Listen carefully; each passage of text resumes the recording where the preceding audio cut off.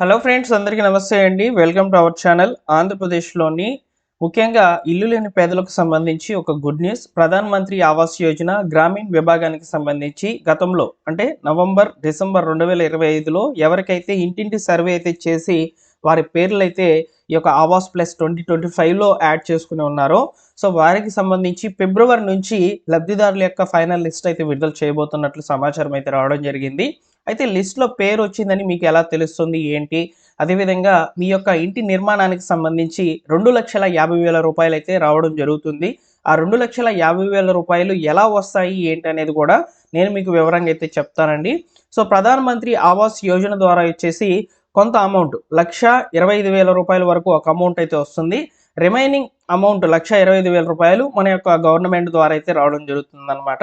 So కాబట్టి 2 government ద్వారా అంటే కేంద్ర ప్రభుత్వం మరియు రాష్ట్ర ప్రభుత్వం ద్వారా వచ్చేటువంటి మొత్తం అమౌంట్‌ని అయితే ఇక్కడ మీకు చెప్తున్నాము. సో రూ. 2,50,000 వీటితో పాటు అదనంగా మీకు టాయిలెట్ ఫెసిలిటీస్ కోసము కూడా డబ్బులనేటివి ఇవ్వడం జరుగుతుందన్నమాట.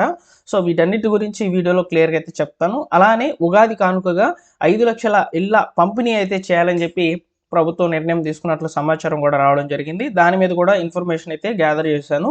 సో వీడియోలోకి వెళ్ళి క్లియర్‌గా అయితే మాట్లాడుకుందాం. సో మీరు ఫస్ట్ టైం మన ఛానల్ చూస్తున్నట్లయితే సబ్స్క్రైబ్ చేసుకోండి. బెల్ సింబల్‌ని ఆల్ నోటిఫికేషన్స్ ఆన్‌లో పెట్టుకోండి. లేటెస్ట్‌గా గవర్నమెంట్ విడుదల చేసేటువంటి ప్రభుత్వ పథకాల అప్డేట్స్ గురించి అయితే మీకు వివరంగా అయితే తెలియజేస్తాను. ముందుగా ప్రధాన్ మంత్రి ఆవాస్ యోజన గ్రామీణ విభాగానికి సంబంధించి రీసెంట్ టైంలో మనకు లాస్ట్ ఇయర్‌లో అంటే 2025లో ఈ యొక్క నవంబర్, డిసెంబర్ నెలలో అయితే ఆవాస్ ప్లస్ 2025కి సంబంధించి అయితే వివరాలు అయితే నమోదు చేసుకున్నారు. గ్రామీణ ప్రాంతాల్లో ఎవరికైతే ఇల్లు లేవో, అదేవిధంగా పక్కా ఇళ్లలో లేనటువంటి వారి యొక్క వివరాలు అయితే నమోదు చేసుకోవడం జరిగింది. వారిలో ఇప్పుడు ఎవరికైతే సొంత స్థలం కలిగి ఉండి ఇంటి నిర్మాణం కొరకు నిధుల కోసం ప్రభుత్వం నుంచి సహాయం కోసం, ఆర్థిక సహాయం కోసం ఎదురు చూస్తున్నారో వారికి సంబంధించి అయితే గుడ్ న్యూస్ అనేది రావడం జరిగిందనమాట. సో ఫిబ్రవరి నెలలో అయితే వారికి సంబంధించి అయితే సో ఫైనల్ ఎలిజిబుల్ లిస్ట్ అనేది రిలీజ్ చేయబోతున్నట్లు సమాచారం అయితే అందించారు. సో దీనికి సంబంధించి మనకు ఫిబ్రవరి నెలలో విడుదలయ్యేటువంటి ఫైనల్ లిస్టు వచ్చినప్పుడు వెంటనే కూడా నేను తెలియజేస్తాను. ఆ లిస్ట్లో ఉన్నటువంటి వాళ్ళకి మ్యాక్సిమం స్థలం అనేది ఉండాలన్నమాట. ఇప్పుడు ఎవరైతే అప్లై చేసుకున్నారో వారికి సంబంధించి అయితే వెరిఫికేషన్ ప్రాసెస్లు అయితే జరుగుతున్నాయి. ముందుగా మన యొక్క గ్రామ పరిధిలో అయితే వెరిఫికేషన్స్ అనేవి జరిగాయి. జియో ట్యాగింగ్ చేయడము, అదేవిధంగా మీ యొక్క ఇంటి దగ్గర ఉన్నటువంటి పరిసరాలను ఫోటో తీసుకోవడం అనేది జరిగి ఉంటుందన్నమాట. సో ఇది కంప్లీట్ అయిపోయిన తర్వాత మండల లెవెల్లో ఎంపీడీఓ ఆఫీసులకు మరియు ఈ యొక్క మున్సిపల్ కమిషనర్ ఆఫీసులకు అయితే సో ఈ యొక్క వివరాలు అనేటివి అప్డేట్ చేసి ఉన్నారు. సో అప్డేట్ చేసినటువంటి వివరాలను మళ్ళీ రీవెరిఫికేషన్కి అయితే జరుగుతాయన్నమాట. రీవెరిఫికేషన్ జరిగిన తర్వాత జిల్లా పరిధిలో ఉన్నటువంటి ఒక ప్రత్యేకమైన టీం అయితే మన యొక్క వివరాలను వెరిఫికేషన్ చేసి ఫైనల్ ఎలిజిబుల్ లిస్ట్లోకి అయితే పేర్లను చేర్చుతారు. ఇలా ప్రాసెస్ అనేది జరగబోతుంది అనమాట. ఫిబ్రవరి నెలలో అయితే ఖచ్చితంగా ఫైనల్ ఎలిజిబుల్ లిస్ట్ అనేది ప్రధాన్ మంత్రి ఆవాస్ యోజన గ్రామీణ విభాగానికి సంబంధించి అయితే విడుదల చేయబోతున్నట్లు సమాచారం. దాని కొరకు బెనిఫిషరీ లిస్ట్ అనేది ఒకటి రిలీజ్ చేస్తారనమాట. సో దీని కొరకు మీరు లబ్ధిదారుల యొక్క లిస్ట్లో అయితే ఉన్నారా లేదా అనేది తెలుసుకునే దాని కొరకు ఇక్కడ మీరు చూస్తున్నారు కదా, housing.ap.gov.in బెనిఫిషరీ సెర్చ్ అనే లింక్ ఏదైతే ఉందో దాంట్లో మన వివరాలు అనేటివి అప్డేట్ అవుతాయి. సో ఆధార్ ద్వారా మీరు చెక్ చేసుకునే ఫెసిలిటీస్ అయితే ఉంటాయన్నమాట. సో కాబట్టి మనకు ఫిబ్రవరి నెలలో ఈ యొక్క ఫైనల్ ఎలిజిబుల్ లిస్ట్ అనేది వచ్చిన వెంటనే కూడా నేను తెలియజేస్తానండి. సో ఎలిజిబుల్ లిస్ట్ అనేది ఎలా చెక్ చేసుకోవాలనేది ఈ విధంగా అయితే ఉంటుందన్నమాట. ఆవాస్ ప్లస్ 2025లో రిజిస్టర్ అయినటువంటి వాళ్ళకి సంబంధించి. సో అదేవిధంగా ఇక్కడ అమౌంట్, సో అంటే మనకు ఈ యొక్క ఆర్థిక సహాయం అనేది ఎలా వస్తుంది అనేది చాలామంది కూడా కన్ఫ్యూజ్ అవుతున్నారు. ఇప్పటికే నేను చాలాసార్లు కూడా చెప్పానన్నమాట. సో దాని గురించి అయితే ముందుగా అయితే మీకు తెలియజేస్తాను చూడండి. సో 2025లో ప్రధాన్ మంత్రి ఆవాస్ యోజన గ్రామీణ విభాగానికి సంబంధించి లబ్ధిదారులకు మైదాన ప్రాంతాలు అంటే కొంచెం మన గ్రామ ప్రాంతాల్లో వచ్చేసి ఎలా ఉంటుందంటే రూ. 1,25,000 అయితే ఇస్తున్నారనమాట. ఇది కేవలము కేంద్ర ప్రభుత్వం ఇచ్చేటువంటి నిధులు అనమాట.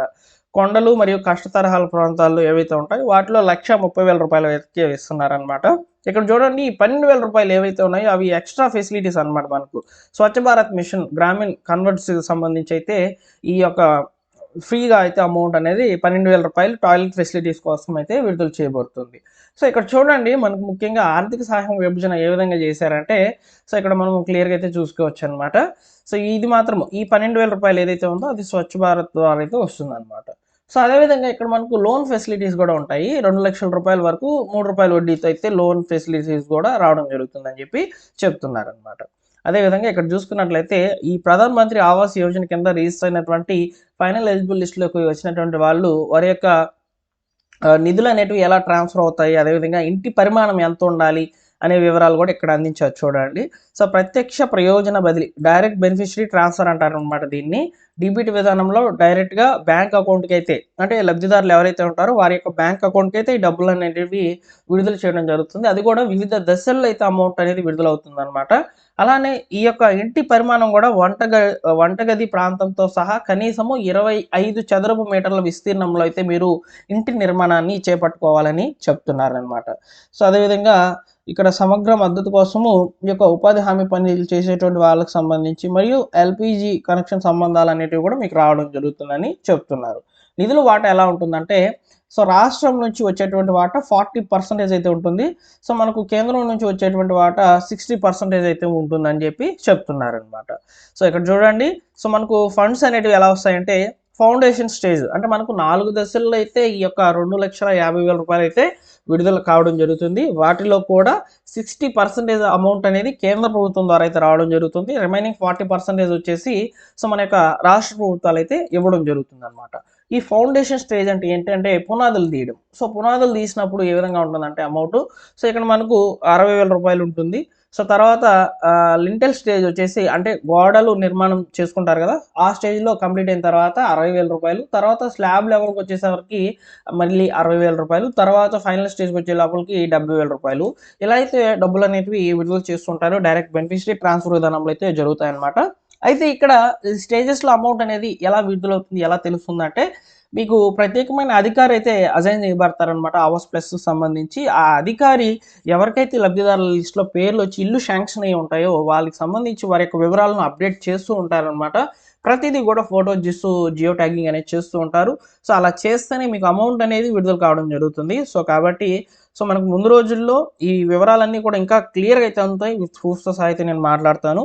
సో అలానే మనకు ముఖ్యంగా ఏపీ ప్రజలకు ఉగాది కానుకనైతే ఇవ్వబోతున్నారు సీఎం చంద్రబాబు నాయుడు గారు.